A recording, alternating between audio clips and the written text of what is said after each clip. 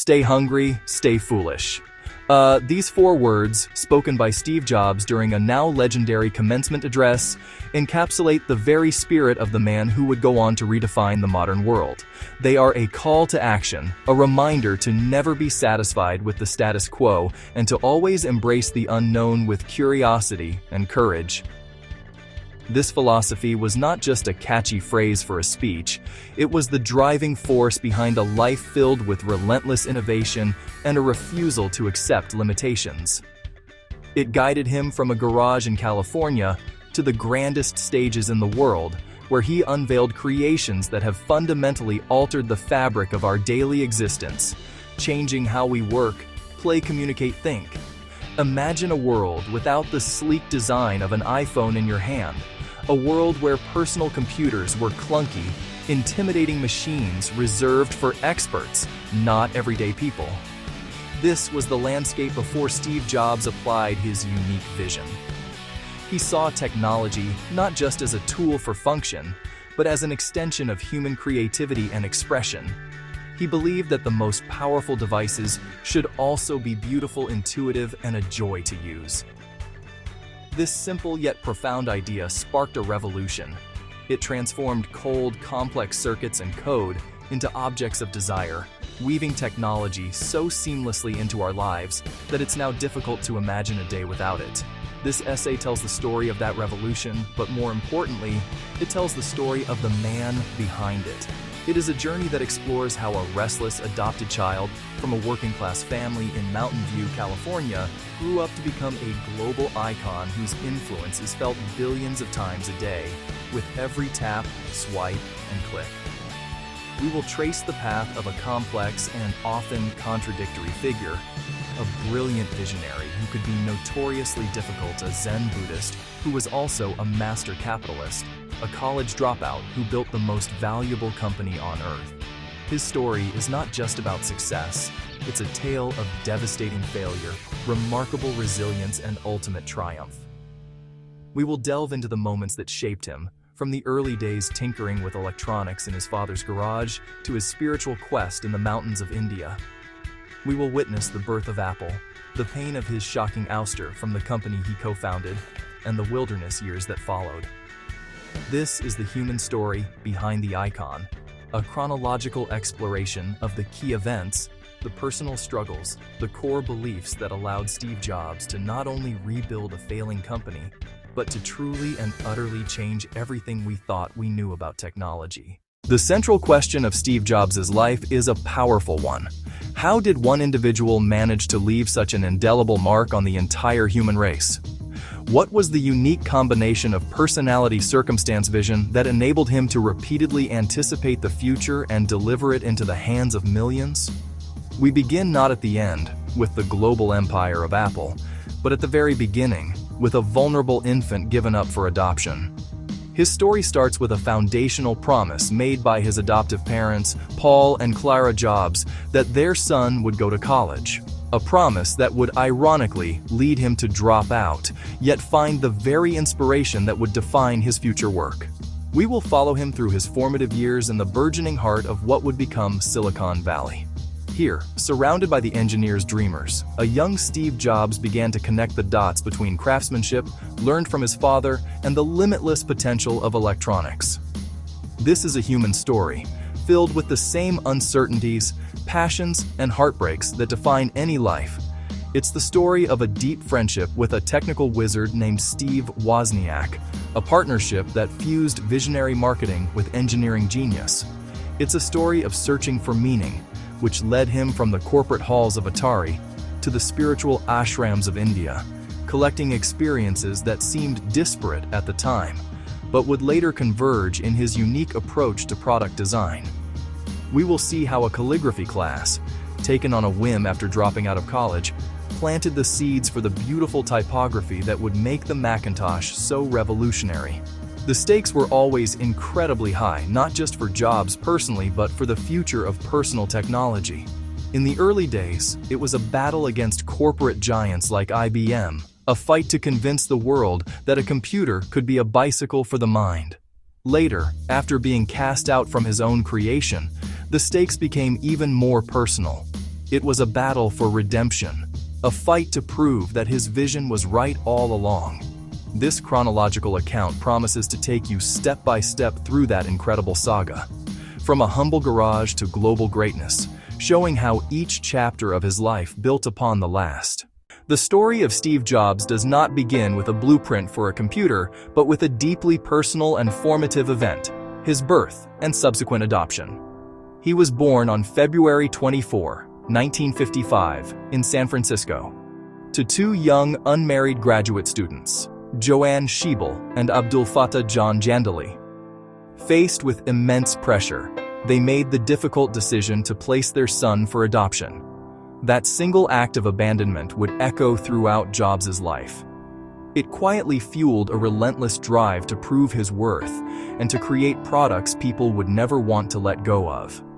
He felt, on some fundamental level, rejected at the very start of his existence. His biological mother, Joanne, had a specific vision for her child's future. She insisted he be adopted by college graduates, a lawyer, his wife. They were initially chosen, then they changed their minds, wanting a girl. The opportunity then fell to Paul Jobs, Clara Jobs, a kind, hard-working couple from a modest, working-class background. Paul was a machinist. Paul was also a Coast Guard veteran. Clara was a bookkeeper. They were loving and stable, but they lacked the one credential Joanne had insisted upon: a college degree. Neither had ever attended college, a fact that almost derailed the adoption. Joanne Schiebel initially refused to sign the final papers. For weeks, a tense standoff ensued, the infant's future hanging in the balance. Paul and Clara were desperate to start their family, already deeply in love with the baby they hoped to call their own. To break the impasse, they made a solemn promise to Joanne. They pledged to save money diligently, and they vowed their son would, without question, attend college. That promise finally persuaded Joanne to relent and sign the papers. Steve Paul Jobs now had a home. His life's trajectory was set in motion by a promise made before he could speak. This foundational story is crucial to understanding the man he would become. Being adopted and chosen instilled a sense of being special, set apart. Yet being given away left an indelible scar, a chip on his shoulder, manifesting as intense ambition and a deep need for control. His parents, particularly his father, provided love and stability, but the circumstances of his birth created a complex emotional landscape. From that ground of love, loss, and a single binding promise, one of the 20th century's greatest innovators would emerge. The Jobs family settled in Mountain View, California, a quiet suburban town transforming into the epicenter of a new technological frontier. This area would soon be christened Silicon Valley. Orchards, Hewlett-Packard campus, Intel campus. Technology wasn't abstract. It was in the air, in neighbors' garages, at the dinner table. Young Steve soaked up engineering, curiosity, and the belief that anything could be built with the right parts and an idea. His father, Paul Jobs, wasn't a formal engineer but a masterful craftsman. He respected meticulous work, rebuilding cars, building a fence, crafting a cabinet.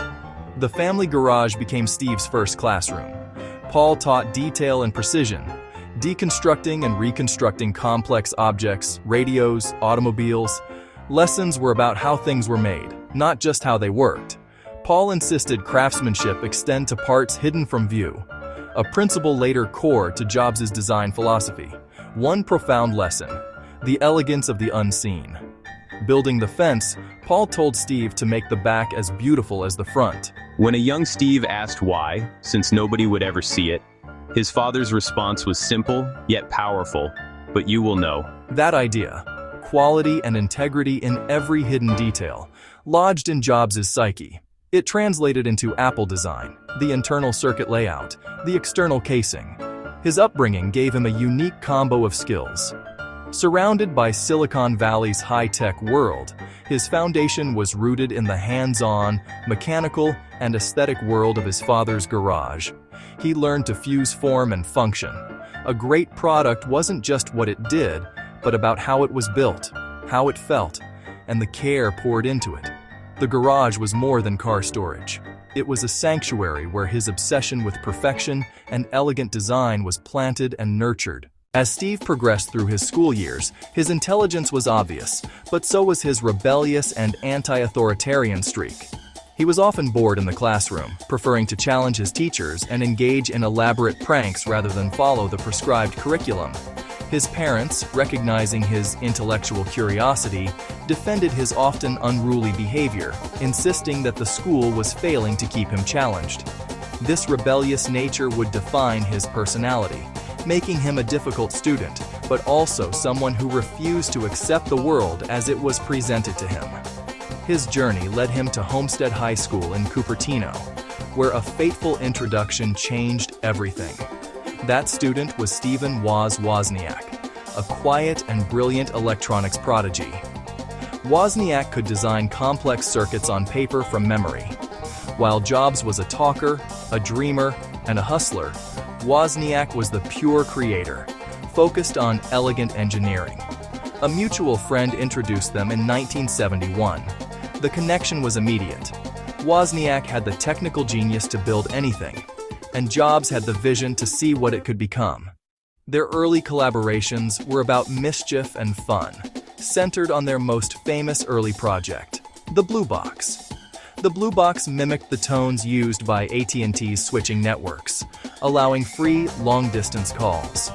Wozniak designed it with elegance. Jobs saw its commercial potential.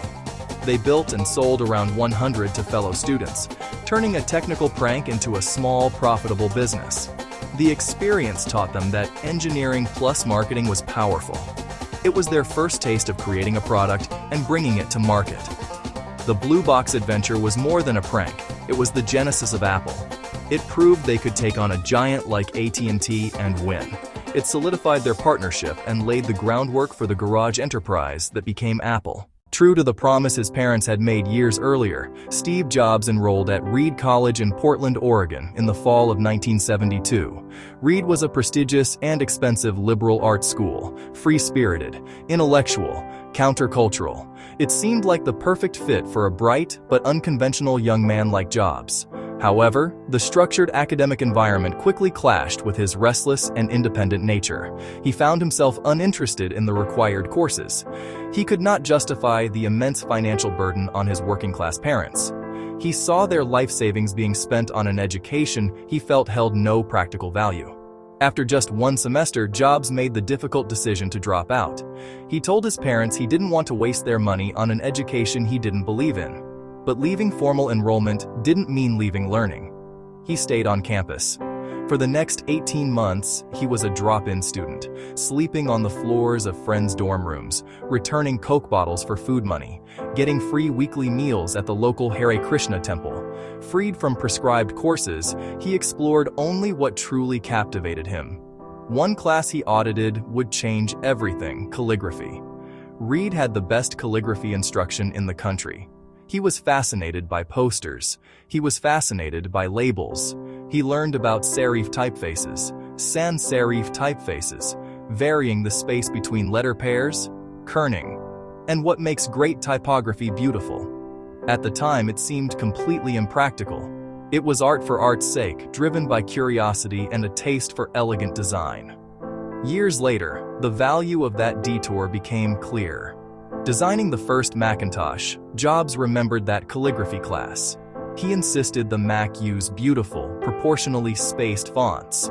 While other computers used crude, mono-spaced block letters, the Mac offered many typefaces. Users could create visually rich, beautiful documents. This idea came from connecting calligraphy to computing. Reed taught him that innovation often springs from connecting disparate experiences.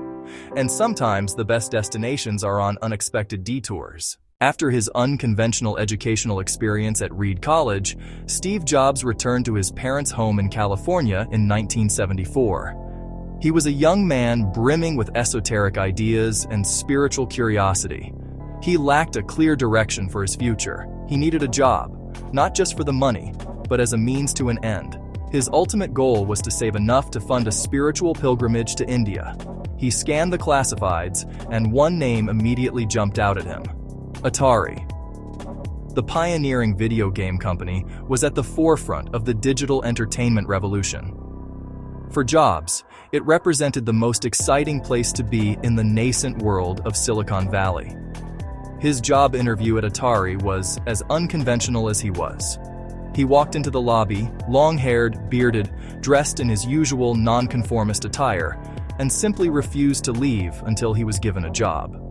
His sheer audacity and intensity caught the attention of Al Alcorn, Atari's chief engineer. While many would have dismissed Jobs as an arrogant hippie, Alcorn saw a spark of passion and fierce determination. Despite Jobs' lack of formal engineering qualifications, Alcorn decided to take a chance on him and hired him as a technician. It was a decision that would prove both brilliant and challenging for Atari's culture. Jobs quickly developed a reputation within the company. His abrasive personality, intense work ethic, and often unpleasant body odor alienated many of his colleagues. He was brilliant and insightful, yet also arrogant, frequently telling seasoned engineers their designs were foolish and inefficient. The friction became so significant that Alcorn made a special arrangement. Jobs was moved to the night shift, where he could work alone, tinkering without clashing with others. The solitary environment suited him, letting him focus obsessive energy without social distractions. During his time at Atari, Jobs was tasked with a major project: reduce the number of logic chips for a new arcade game called Breakout. He was promised a bonus for every chip he could eliminate. Knowing his limits in complex circuit design, he enlisted his brilliant friend, Steve Wozniak. Wozniak, in a marathon 4-day session, created a remarkably elegant, compact design using far fewer chips than Atari expected. Jobs took the credit and the bonus, giving Wozniak only a fraction of what he received. While ethically questionable, the episode showed the Jobs-Wozniak dynamic. Wozniak's pure engineering genius, Jobs' ability to direct that genius toward a goal, and Jobs managing the business end of the transaction. With the money he had saved from Atari, Jobs finally embarked on the journey he'd wanted. In mid-1974, he traveled to India with Reed friend Daniel Kotka seeking spiritual enlightenment. He sought the guru Neem Karoli Baba, a Hindu mystic revered by many Westerners. This was no vacation, a deeply serious quest. He wanted something deeper than California's tech scene. He explored the inner world with the same intensity he'd apply to circuits. The journey through India was raw and visceral. He traded Western clothes for Indian robes, shaved his head, immersed himself in local life. But it wasn't serene meditation. He saw extreme poverty, widespread disease, the stark realities of a developing country. At Neem Karoli Baba's ashram, he learned the guru had died months earlier. Disappointed, he kept searching, village to village, staying in ashrams, studying varied traditions. He experimented with his diet, his appearance, his consciousness, pushing limits. The trip transformed him, not as he'd expected. No single guru, no easy answer. Instead, the journey itself taught him. Stripping Western comforts reshaped his worldview. He relied on intuition and his wits to survive. In scarcity, he learned to value simplicity and functional beauty. Rural aesthetics, simple tools, handmade objects, focus on essentials, resonated with him. That aesthetic later fed his minimalist design. After 7 months, he returned changed. Gaunt, still with a shaved head, his mind steeped in Zen and Hindu teachings. No magic solution, but a reinforced faith in intuition over pure reason. He believed the deepest insights come from beyond logic. That conviction became central to how he designed products, seeing what people wanted before they could say it. Upon returning from his spiritual sojourn in India, Jobs did not immediately dive back into the world of electronics. He continued to explore the spiritual paths he had discovered, becoming a devoted practitioner of Zen Buddhism. He found a teacher in Kobun Chino Otogawa who ran the Los Altos Zen Center, not far from Jobs' family home. For several years, Jobs would meditate regularly, attend intensive retreats, and engage in long philosophical discussions with his teacher. Zen was not a casual hobby for him. It was a serious discipline that profoundly shaped his thinking, his aesthetic sensibilities, his approach to work and life. He even considered moving to Japan to live in a monastery. The principles of Zen had a direct and powerful influence on what would become the hallmark of Apple's design language: minimalism. Zen philosophy emphasizes simplicity, clarity, and the removal of the non-essential. It teaches that true beauty and function come by stripping away everything until only the purest form remains. Jobs began to apply this thinking to the world of technology. He saw the computers of the day as overly complex, cluttered, and intimidating. They were filled with unnecessary buttons, confusing manuals, and cumbersome operating systems. He believed a computer should be as simple and intuitive as a Zen garden, a tool that calms the mind rather than complicates it. This Zen-inspired minimalism drove the entire user experience. Jobs obsessed over every detail. Remove screws, hide ports, simplify interfaces. The user should not have to think about the technology. It should just work, as if by magic. This focus on simplicity frustrated engineering teams, who had to build complex solutions to make interaction feel effortless. Less is more. But achieving that, less required more work, not less. Zen also honed Jobs' intuition, Zen meditation, observing the mind, seeing thought patterns without judgment, and accessing deeper intuition. Jobs credited this with anticipating trends and understanding unspoken consumer needs. He often chose gut feeling over market research or focus groups. That intuition let him place bold bets on products like the Macintosh and later the iPhone, products that created new markets. During this period of intense spiritual searching and personal development in the mid-1970s, Jobs continued to live a life that defied conventional norms. He had not yet founded Apple, and was still piecing together an existence on the fringes of society. He moved back and forth between his parents' house, the garage of a friend, and a communal living arrangement at the All One farm. This environment was an extension of the counterculture he had embraced at Reed College. People exploring alternative lifestyles, organic farming, a shared sense of community, far removed from the corporate ladder at Atari. Life at the commune and in his other makeshift homes was austere. He followed a strict fruitarian diet, sometimes eating only apples for weeks at a time. He walked around barefoot whenever possible and owned few possessions beyond books and meditation cushions. It was deliberate poverty, rejecting material wealth for spiritual richness. He got by on very little, returning bottles for change. This was a conscious choice to focus on what mattered. His personal intensity, once a source of conflict at Atari, was channeled into philosophical exploration. He experimented with psychedelics, particularly LSD, which he later called one of the most profound experiences of his life.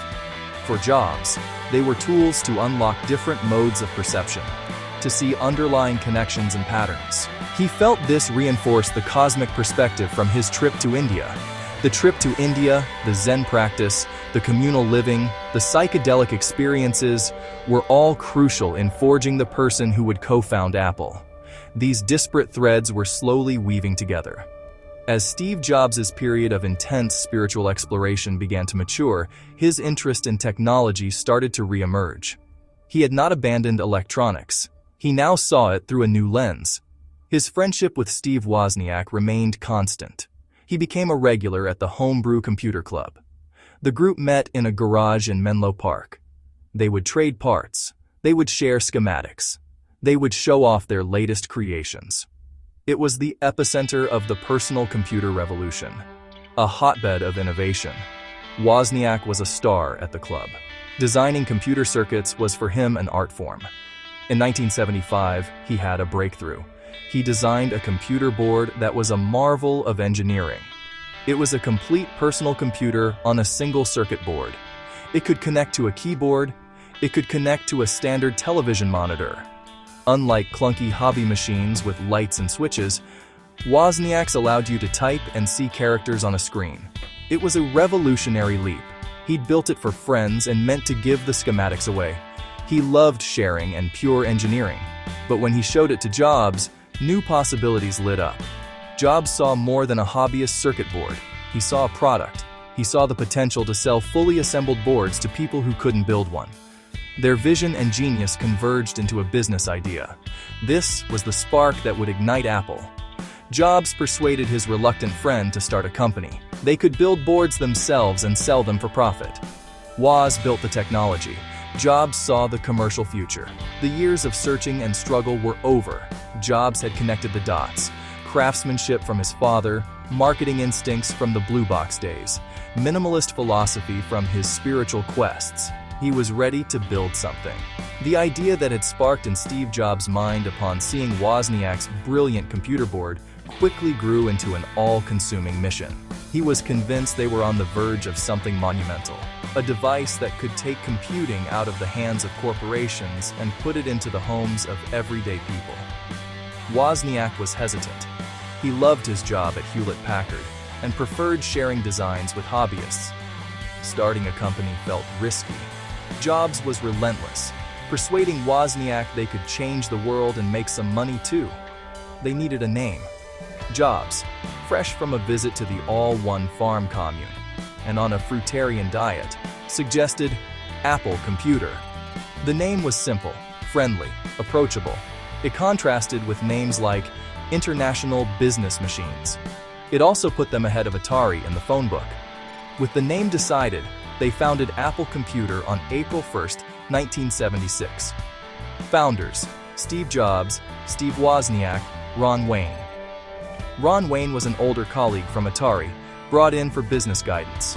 To build their first boards, they needed parts and cash. Jobs sold his Volkswagen Microbus. Wozniak sold his Hewlett-Packard 65 programmable calculator. Their starting capital, $2,300.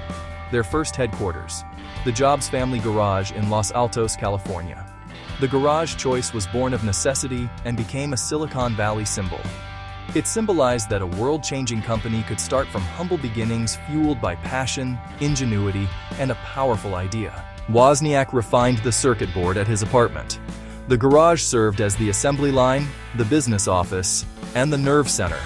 Amid clutter and the smell of engine oil, Steve Jobs began turning a hobbyist's dream into a real business.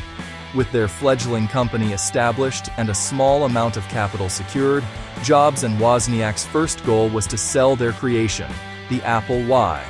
Their initial plan was modest: sell circuit boards to fellow enthusiasts at the Homebrew Computer Club. Jobs wanted a small profit, but Jobs' ambition pushed him further. He approached Paul Terrell. The bike shop owner listened as Jobs demonstrated the prototype. Jobs hoped Terrell would buy a few dozen kits. Terrell saw a different market. He rejected kits that required soldering and assembly. He insisted customers wanted fully assembled machines.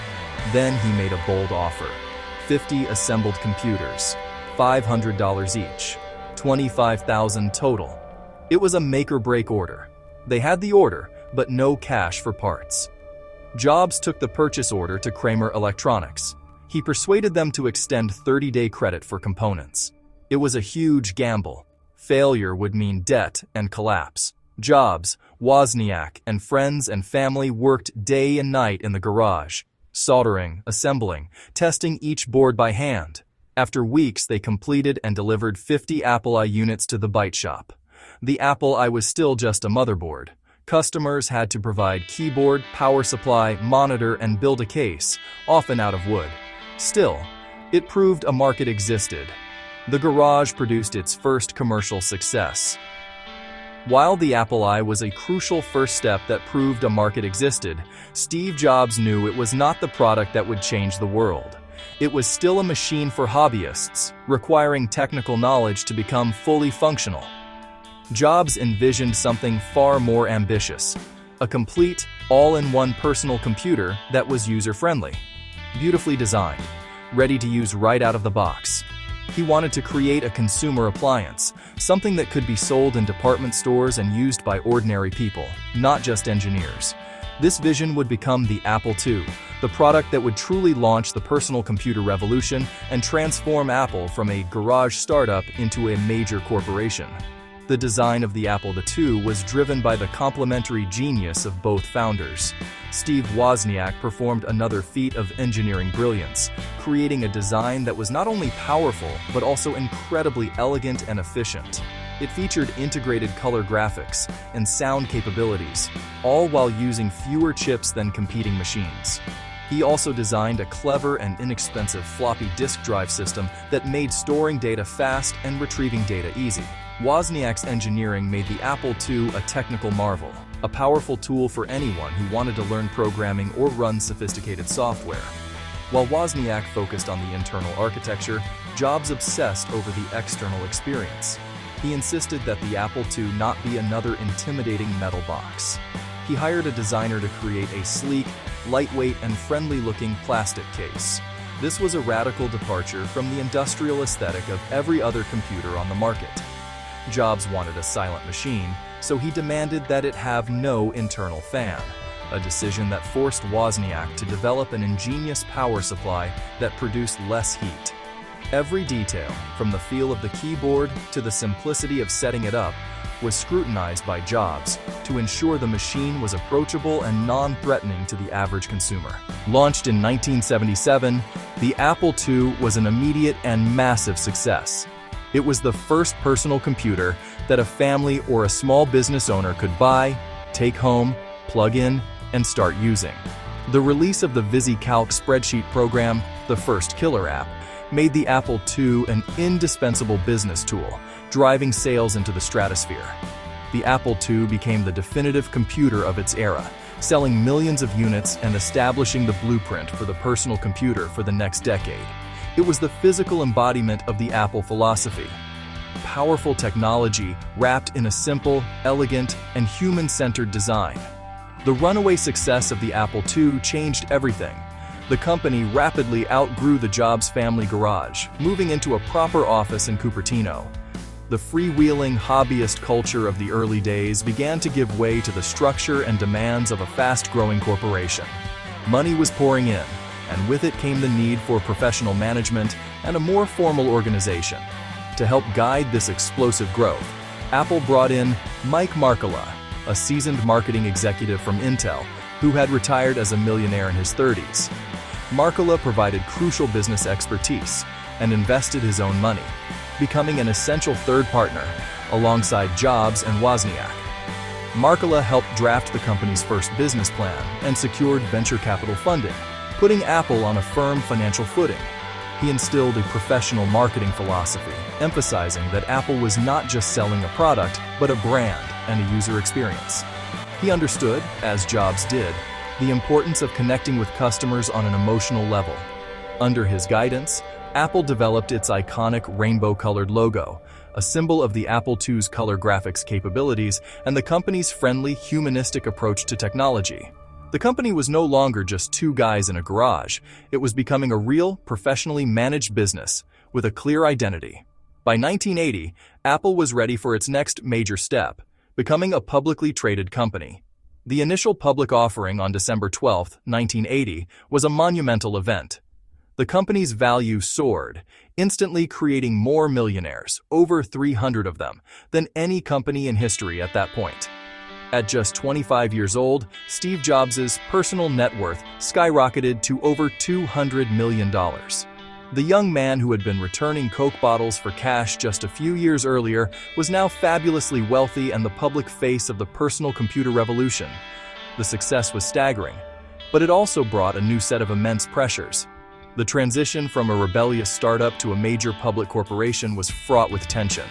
Jobs, who had always been the visionary leader, now found himself in a corporate structure with a board of directors and shareholders to answer to. His intense, abrasive, and often tyrannical management style, which had worked in a small, tight-knit group, began to create significant friction within the rapidly expanding company. While his vision was still the driving force behind Apple's innovation, his volatility and refusal to compromise were increasingly seen as a liability by the professional managers who were now helping to run the business he had co-founded. Even as the Apple II continued to generate massive profits, Steve Jobs was already looking toward the future. The Apple II's command line interface was becoming obsolete. In 1979, he arranged a visit to Xerox PARC, a legendary research center where modern computing concepts were being invented. He saw, for the first time, a demonstration of a graphical user interface. Instead of typing cryptic commands, users could click on icons, use a mouse, and navigate through windows. For Jobs, it was a revelation, a glimpse into the future of human-computer interaction. He became convinced this was how all computers should work. He immediately seized these ideas and decided Apple's next major project would incorporate them. He took over a small skunkworks project called Macintosh. He envisioned the Macintosh as a computer that was insanely great. A machine so simple and intuitive, it would make computing accessible to everyone, not just programmers. It would be, in his words, a bicycle for the mind. The Macintosh project became his personal obsession, his chance to build a computer from the ground up to his exacting standards. He assembled a small, brilliant, fiercely loyal team. Engineers, designers. He treated them like a band of pirates and saw the rest of the company as the Navy. He pushed them relentlessly, demanding breakthroughs in hardware design and in software design. He insisted on beautiful typography from his calligraphy class, the use of a mouse for navigation, and an aesthetic of radical simplicity. The team worked grueling hours under immense pressure, driven by Jobs' messianic belief that they were not just building a product, but creating a work of art that would change history. This intense focus created a deep division within Apple. The Macintosh team was seen as an elite group. The Apple II division, still generating the vast majority of revenue, felt neglected and resentful. Jobs' behavior grew more erratic and confrontational. He clashed frequently with executives and with engineers outside his hand-picked team. While the Macintosh was poised to be a technological masterpiece, the internal tensions and power struggles were planting seeds for a future crisis that would soon shake the company to its very core. The launch of the Macintosh in 1984 was a spectacular media event, heralded by a now legendary Super Bowl commercial that depicted a lone heroine shattering a dystopian Orwellian world. The computer itself was a marvel of design and user-friendliness, a testament to Jobs' uncompromising vision. However, despite the initial fanfare, sales of the Macintosh were disappointingly slow. The machine was seen as underpowered, it lacked sufficient memory, and there was a critical shortage of software available for the new platform. The high price tag also made it a difficult sell compared to the more established and affordable IBM PCs and their clones. The Dream Machine was, at least initially, a commercial disappointment, and the pressure inside Apple began to mount. This commercial stumble exacerbated the already simmering tensions between Steve Jobs and the man he had famously recruited to be Apple's CEO, John Sculley. Jobs had lured Sculley away from his position as president of Pepsi-Cola with the iconic challenge, "Do you want to sell sugar water for the rest of your life? Or do you want to come with me and change the world?" Initially, the two men formed a close bond, with Sculley seen as the experienced executive who could bring discipline to Jobs' visionary chaos. But as the Macintosh faltered, their partnership fractured. Sculley, backed by the board of directors, advocated for a more pragmatic business approach, focusing on the still profitable Apple II and a more cautious strategy for the Mac. Jobs, on the other hand, was completely unwilling to compromise his vision. He viewed any attempt to divert resources away from the Macintosh as a betrayal of the company's future. He wanted to slash the price of the Mac and pour massive marketing dollars into promoting it, even if it meant sacrificing short-term profitability. Their disagreements escalated from strategic debates into a full-blown power struggle for control of Apple's soul. Jobs began to work behind Sculley's back, attempting to rally board members and key executives to his side in a bid to oust the CEO he had personally chosen. The conflict became deeply personal and intensely bitter, creating a toxic atmosphere at the company's highest levels.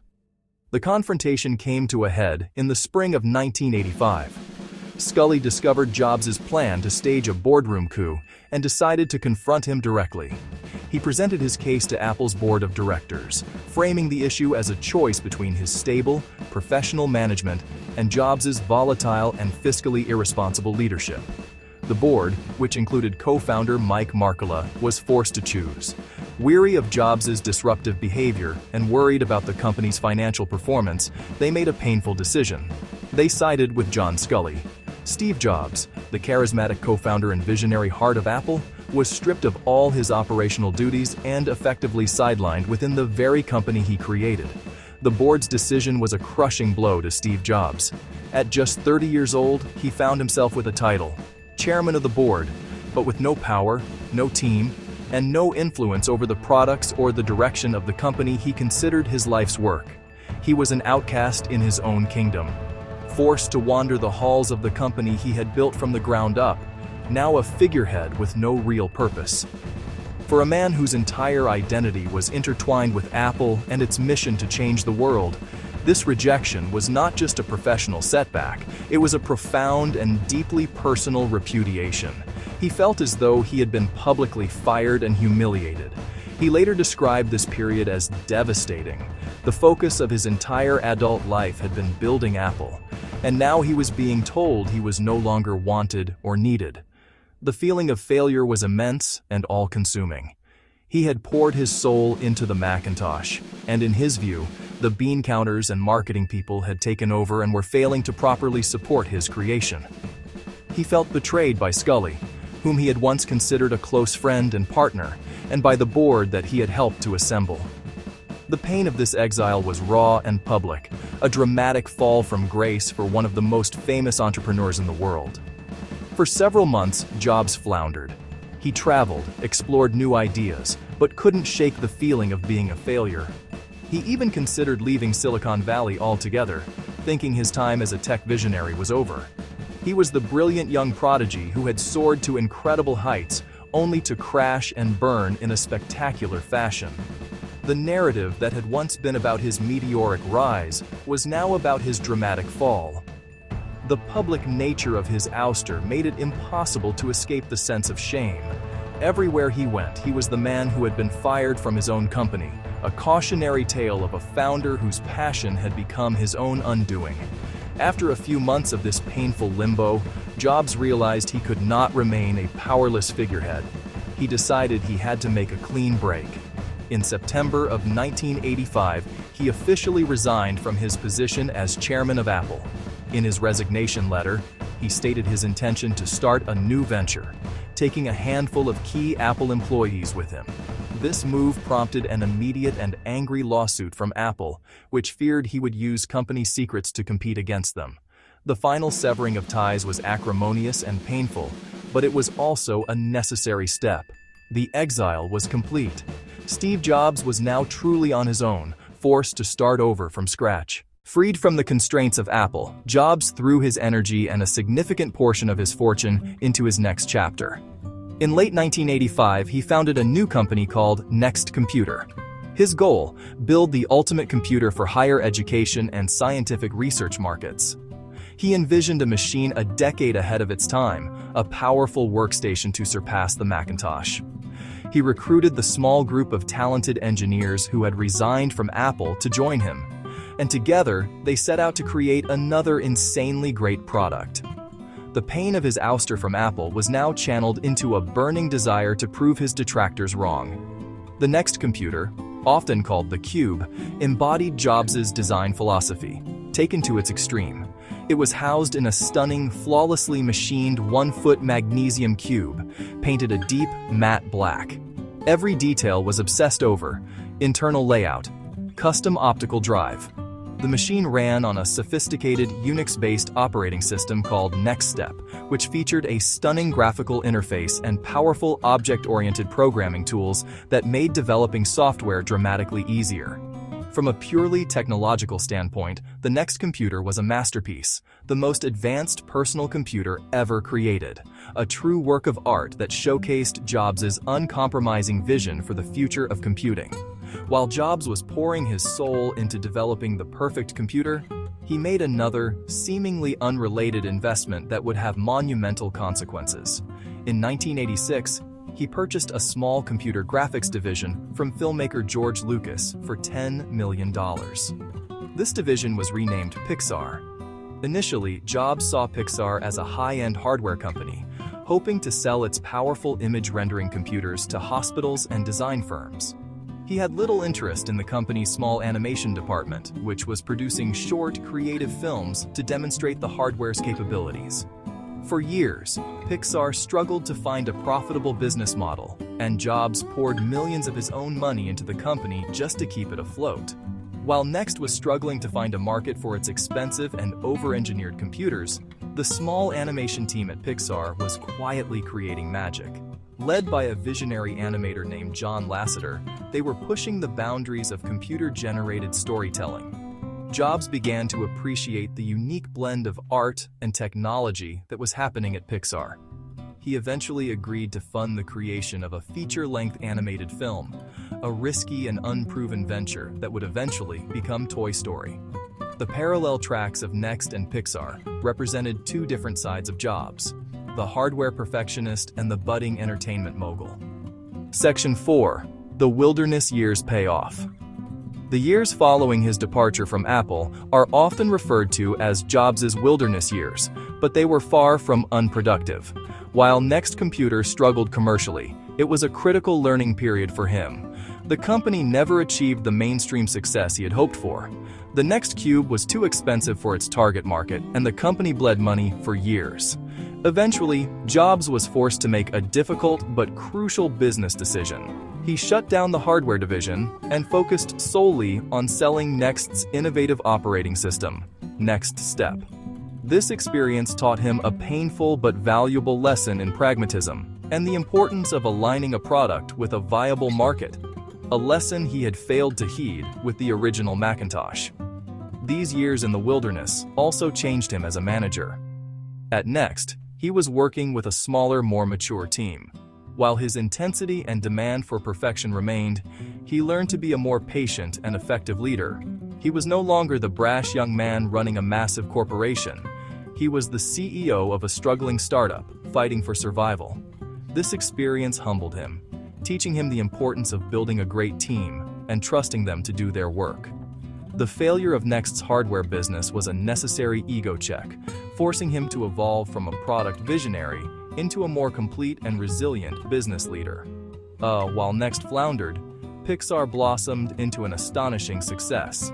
The release of Toy Story in 1995 was a watershed moment, not just for animation, but for the entire film industry.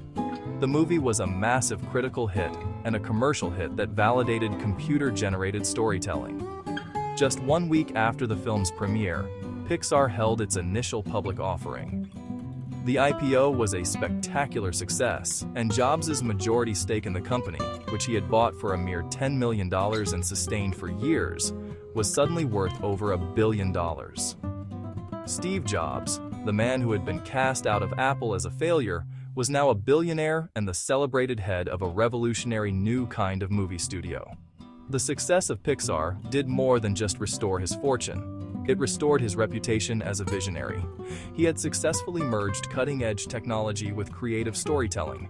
The wilderness years had taught him patience, resilience, and the art of the pivot. He had learned how to manage brilliant, creative people and how to build a company culture that fostered innovation. The failure at Apple, he later reflected, was the best thing that could have ever happened to him. Section 5. The Return of the Founder. By the mid-1990s, the company Steve Jobs had left behind was in a state of terminal decline. In his absence, Apple had lost its way. Under a succession of CEOs, including John Sculley, the product line had become bloated, confusing, uninspired. The company was plagued by internal politics, a lack of clear vision, a series of failed product launches. Its market share had plummeted. Once loyal customers were beginning to lose faith. By 1996, the situation was dire. Apple was hemorrhaging money. Analysts predicted bankruptcy within months. The once great innovator of Silicon Valley was on the verge of collapse. In a desperate search for a path forward, leadership decided Mac OS needed a modern replacement. They began looking to acquire a company with a next-generation OS. They considered several options, including a system being developed by former Apple executive Jean-Louis Gasset. But in a stunning twist of fate, the best technology they could find was Next Step, the sophisticated operating system developed by Steve Jobs' company, Next, the technology born from his exile was now being eyed as Apple's savior.